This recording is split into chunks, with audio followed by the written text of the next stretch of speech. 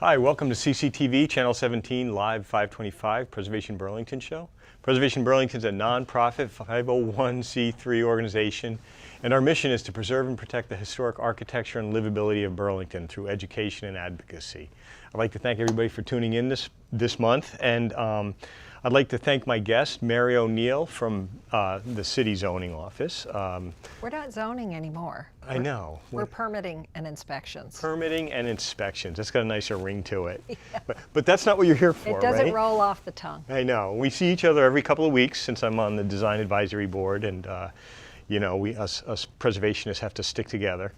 And speaking of which, so you're going to tell me about the work that you did with the Burlington Electric Company, the Burlington Electric Department, because they were working towards their net zero policy and how that pertains to all of our historic buildings in Burlington. Yes. Well, we had a meeting, it was when David White was our director, so that's a number of years ago, 2019, around the same time the mayor adopted the net zero goals, net zero energy to reach these goals by 2030. So in December of 2019, we met with Burlington Electric, and the scope of the conversation was, you know, how can we deliver this message that can offer some design guidance, maybe some good examples in the context of energy efficiency, energy conservation, and weatherization. You know, can we work together on this? Of course, our concern remains, you know, we have so much of the city that's listed as historic on the state or national register, and what will this mean? What can this present for changes to our historic building stock? So that's where we started in December of 2019. We brought, I'm very grateful. I should back up and say that I applied for a grant for through our certified government program, of which you are aware. This is a partnership we have between National Park Service, the State of Vermont Division for Historic Preservation, and the City of Burlington. That if we have certified local government. Correct. And that allows us, because we are one of those, that allows us to apply for these funds to help us with projects.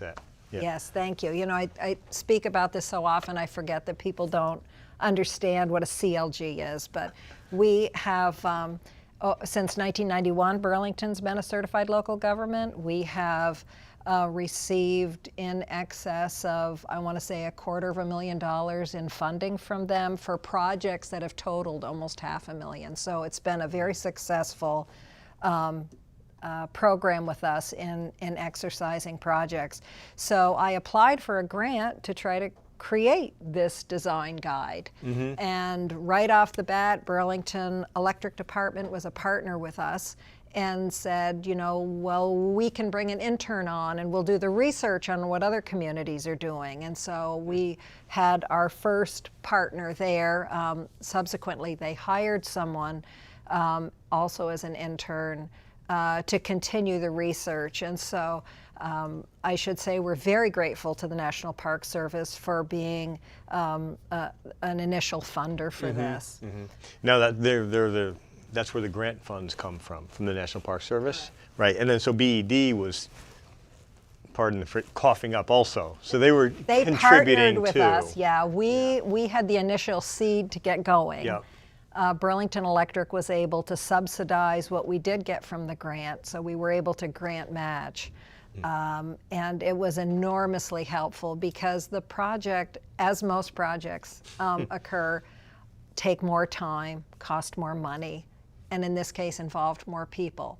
But we got such a quality project out of it that I think it was a success all the way around. You brought a lot of talent to the table to figure it out. So from those initial conversations, and then BED came involved, and there was, you said, 1 or 2 interns also helping with the research? You know, one subsequent to another. The Abigail Ahern was the one that kind of carried it to far enough that we could give it to a professional design group. And we had volunteers that were just extraordinary, and people were folks that are doing the design work, doing the construction work, doing this implementation of building science, and they were happy to join us. I mean, we had Jessie Beck from Freeman French Freeman. Rebecca Granis has her own company. Heather Clark is involved in building science. Tom Visser from the University of Vermont. We had a contingent from Burlington Electric, including Chris Burns and Bob Bolin. And Catherine Lang, also a registered architect who works quite frequently with historic buildings. So we had folks that came with a body of knowledge and experience, and all very, very anxious to help. All heavy hitters. All of them. I don't know why I was in the room. Oh, yeah, right. Okay. So anyway, that aside, so what was was it early on you've decided the format? I know I saw there was a podcast that was developed over this, right? Or we did a webinar, a training webinar. It captured the attention of the National Park Service, which I'm quite delighted, and it became ultimately a remote option for the National Trust Conference, which was hosted last fall. So we did get some national exposure on this, yeah. Cool. So what were some of the findings? How do we get historic buildings to net zero? Yeah. Well, again, it's like in this context, how do we achieve thermal comfort? How do we improve both the livability for the occupants and the physical elements of the building while reducing our energy consumption and just plain being more comfortable? So I'm guessing no spray foam? Well, I can't say one way or the other, actually.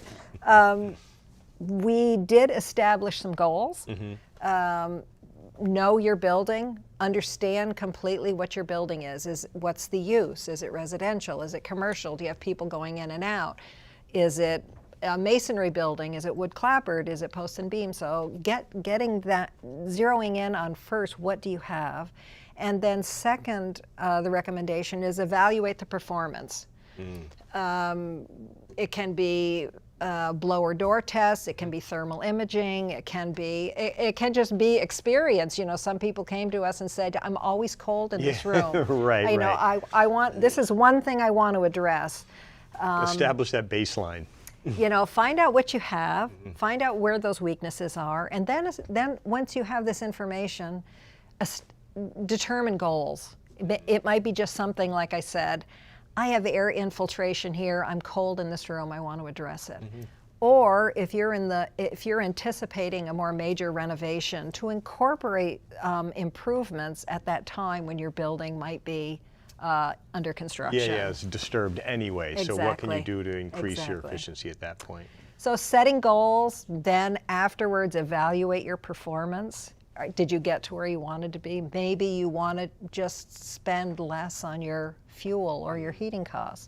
Maybe you're aiming for, you know, even reducing the wind. You know, the wind is making my house cold. The guidance document even addresses landscape improvements that have to do with how your building is shaded, how it's protected. You want to have deciduous trees on the west and on the south to provide that shade in the summer to reduce the heating or your cooling need in the summer months.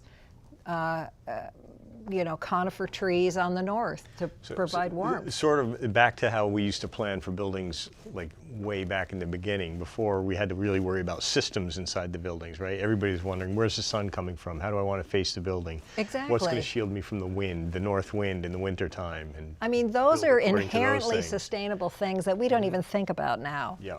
But luckily, our historic buildings have already considered them a lot of times, right? Exactly.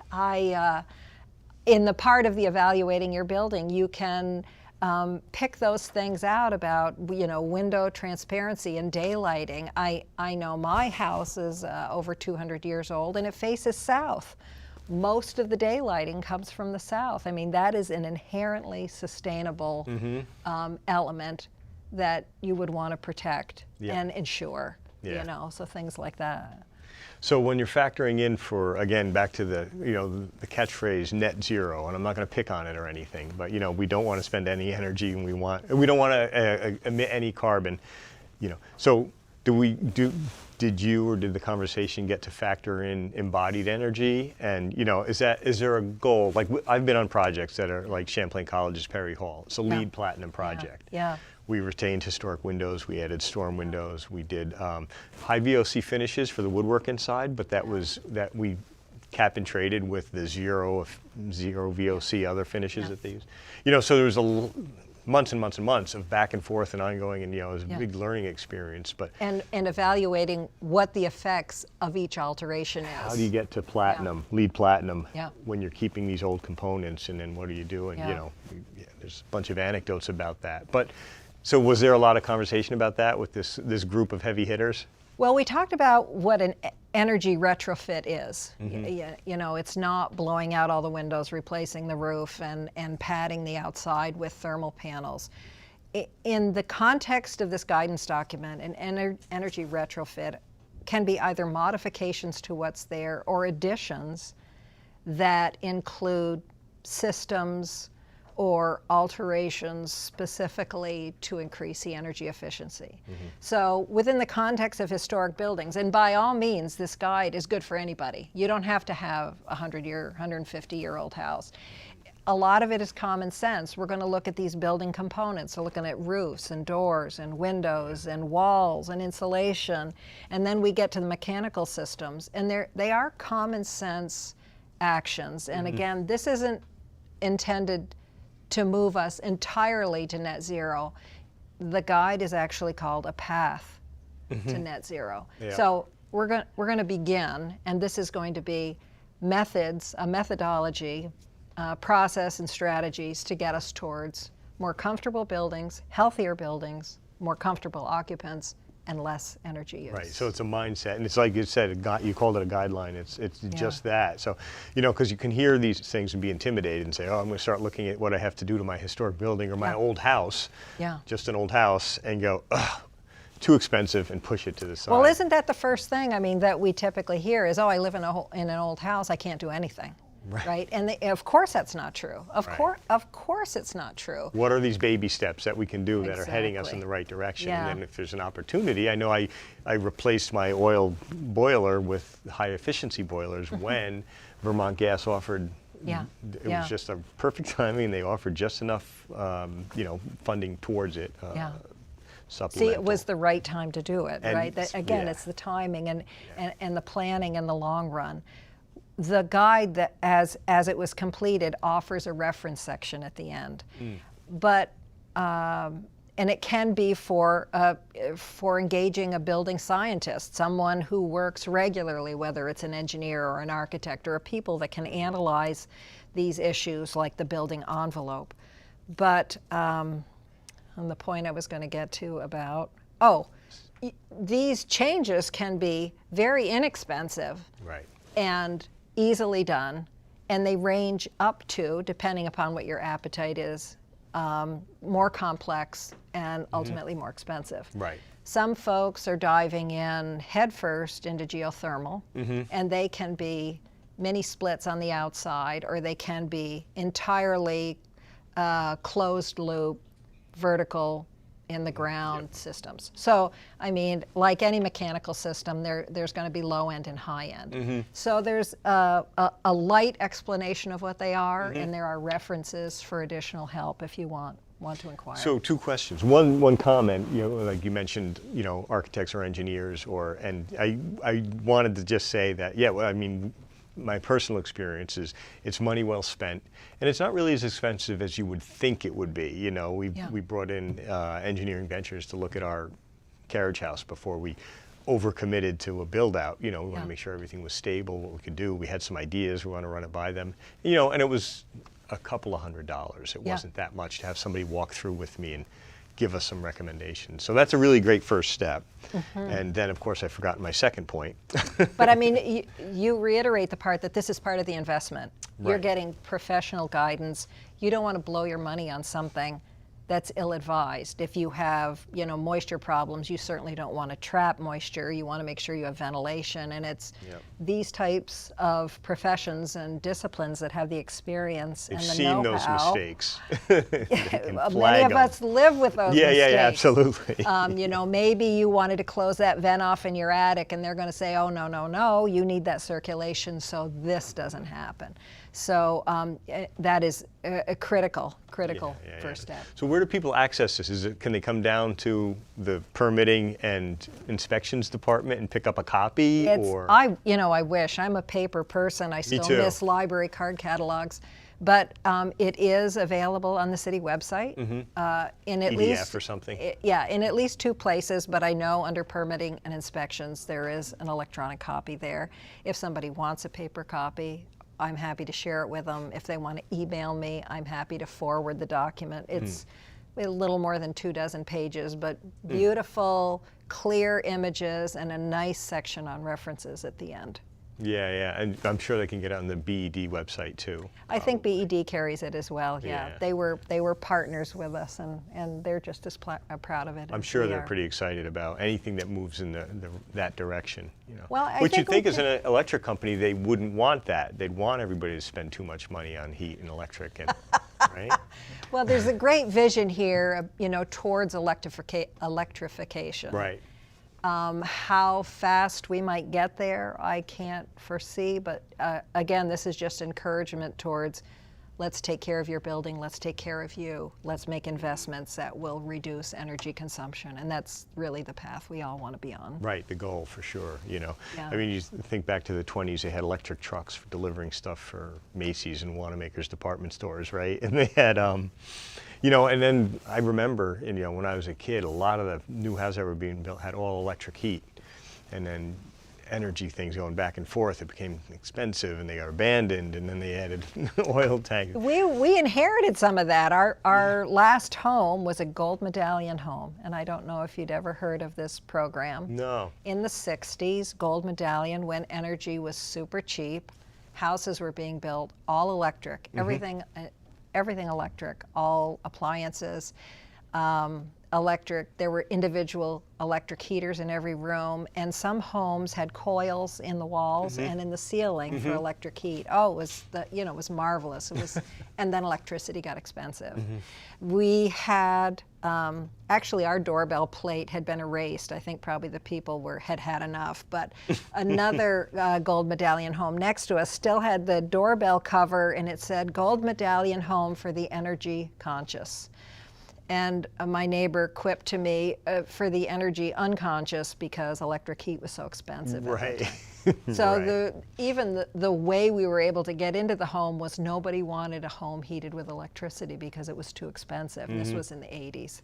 So some things are coming back, and I think we're getting smarter about it. Yeah, it's a really big, complicated history and conversation about what and why those things occurred, but I think coming full circle, it's like I kind of joke that eventually, when I have solar panels on the roof and a windmill in the backyard and everything's electric, it's, I'm not gonna have to worry about insulating my house better, because who cares? We'll just, right?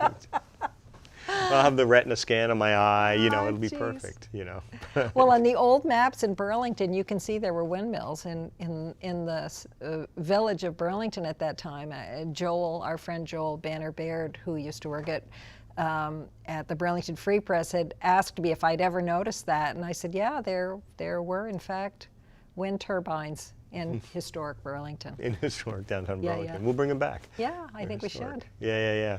So it was a fun project. How long did the whole thing take? So you started talking in 2019. End of 2019, the conversation began through 2020. We finished the document in spring of 2021, and it went, it was posted online in the fall of 2021. That's pretty good. Yeah, it was a pretty good time, but it was, the folks that were on the advisory committee were meeting regularly, providing comments. We were doing edits.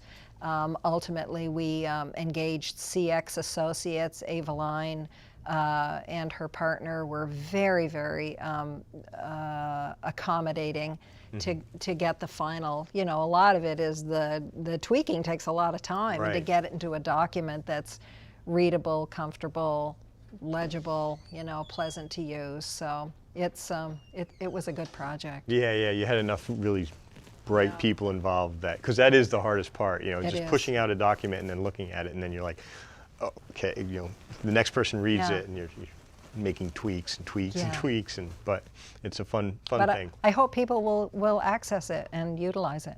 Yeah, I mean, Preservation Burlington has posted it and reposted it, Yeah. the podcast about it, and just the fact that it exists, because it is one of those things where that's you, as you know better than anybody, the stumbling block for historic homes is energy efficiency, and we've talked about embodied energy for so long, and other things you can do. So it's Yeah. nice to partner with somebody like Burlington Electric Yeah. Department, so that, people sometimes might roll their eyes if you or I say it because they know we love old buildings, but when the people that are focused on the energy consumption of the city and, it adds some credibility to what we've been saying and thinking and, Sure. proposing. Agreed. Yeah, Agreed. So that's great. That's cool. So what's the next CLG thing you have coming up? We haven't quite decided yet because of the timing. I mean, I think I know what the project is, but we're going to be looking at rewriting Burlington's preservation plan, which is outdated. The last one was done in 2000, so we're more than 2 decades past. Yep. We want to align it with activities of the Office of City Planning so we can, carry this next ball all together. So maybe in the fall we're looking at a grant for that. Oh, that's good news and pretty exciting. I know it's been. It is good news. It's, like everything, it has to fit in with the other projects and the other timelines of other departments. So this will be a pretty big lift. Right, So right. we're going to need help. Coordinating and getting enough people involved in different Exactly. departments Yeah. to weigh in. And happily, the projects that were identified in the 2000 plan, we call it the Daly plan because Pam Daly was our consultant. Nearly everything has been accomplished. Oh, cool. A lot of survey work, analysis of the Five Sisters neighborhood. That was a 2007 project. The neighborhood between that runs from University Terrace, we call it the Prospect Park, north, middle, and south. It pops out there at the south end of the city limits. That was done over 3 years. We have all of that surveyed. Some looks at North Avenue. The addition got a short look. So we've done a lot of the work that she recommended. In a shorter period of time, we have than the 20 years that has passed, the 23 years passed. We have I think 4 or 5 surveyed districts. We're hoping to forward them as districts when we get a chance. It's taken so long now, they'll probably have to be resurveyed. Yeah, it's a long process. And you would work with UVM grad students or somebody who would do the surveying or resurveying or examining that? We probably would hire someone. Hire someone. Yeah. I expect the project will take longer than some of the programs at the UVM. Yeah, that's graduate true. school. Yeah. If you have them for 2 years, it's not enough. They can't hand it off. So, really. but I mean, nothing sits still. Everything changes. So that's just trying to keep up with that. Yep. That doesn't mean they're less important. No, I know. But like you said, just finding the time frame and the bandwidth and the room on your desk for a project, and And to time that with a grant application. Yep. Yes. Yeah, exactly. Yeah. No more grant projects for me. Yeah. So you can't leave. You can't leave our review committee. You have been there longer than I've been there. No, I have not. You have. Yep. You were there. You were there when I was hired in 2004. That can't be true. It is. So. That's Joan Shannon's You fault. still can't leave. She asked me if I'd help out and be on that. So can you give me an update on the trades conference? Oh, sure. I had, yeah. We talked Are we about good? this. We grant covered stuff. everything? Yeah, I think we did. I was going to talk about another thing related to that, but we'll start Okay. with the trades conference. That was Okay. Providence, Rhode Island. Lucky. We all I've got some funny anecdotes about that because I went down completely unprepared like I normally do. I just drove down and had to find a place. But it was Monday afternoon, sort of introductory, and then some cocktails, and everybody gets to meet. And myself and a bunch of tradespeople and people involved with historic preservation and concerned about the amount of the labor pool. Which is a problem. Which is a problem, you know, and they said, the thing I liked right away was they said, it's not a niche profession, you know, 75% of all buildings are 75 years or older, you know, so most of the American building stock is really old and with specific trade needs, and those trades are, you know, aging out and retiring. So how do we encourage and work with students and young people today, and what kind of programs are there for them to learn? You know, there's Bennett Street School, it's very expensive. You know, there's 2 or 3 around the country that do a great job, but they're not really focused. They're not pumping out students, and it's not gaining enough widespread recognition. So that's what the whole thing was about. So myself and, you know, I got this survey, I filled it out and I sent it in, and they kept me updated, and they compiled this initial summit to talk about what information they brought together. It's Preservation Maryland. It did most of the heavy lifting as far as creating a curriculum, you know, communicating with other trade schools and other things around the country to pull together what would be a curriculum. They worked with the National Park Service as a partner, and now they want to take this information, they want to disseminate it, and they want to help groups and organizations around the country that are interested in creating a trade school specific to the historic trades. Awesome. So that's what the gist of it was. Our buddy Judy Hayward was down there.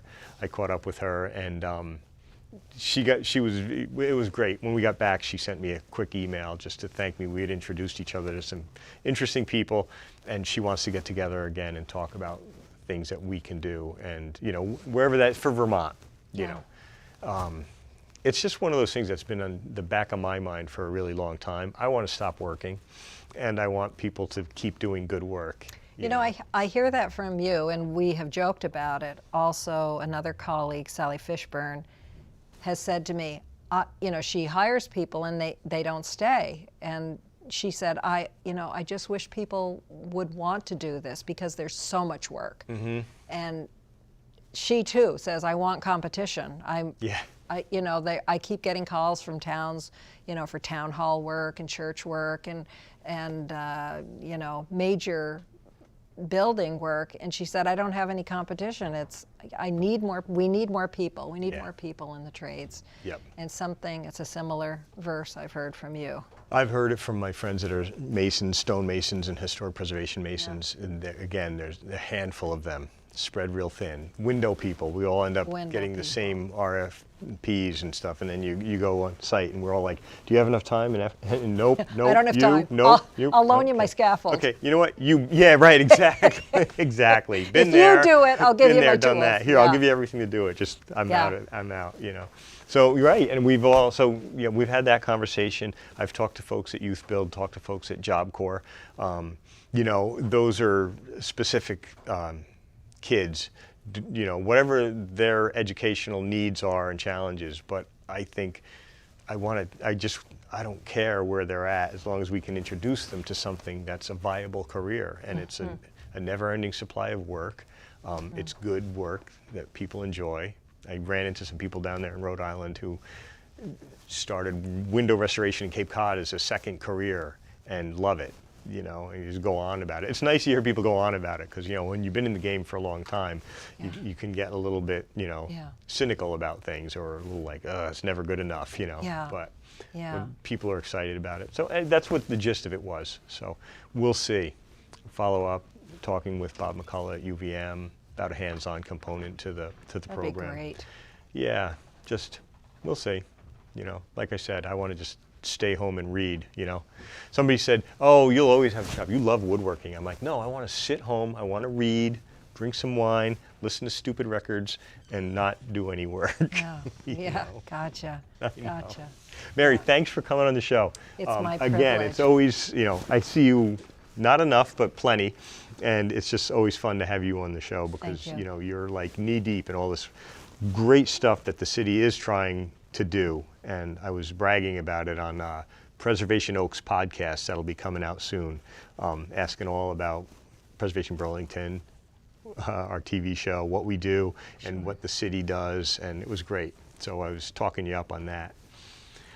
Everybody, thank you for tuning into CCTV live at 525 in the Preservation Burlington show. For more information on Burlington history, our tours and events, or to get a marker for your historic house, go to preservationburlington.org, and you can see all the updates on our homes tour, which was a record breaker this year. Thanks, everybody.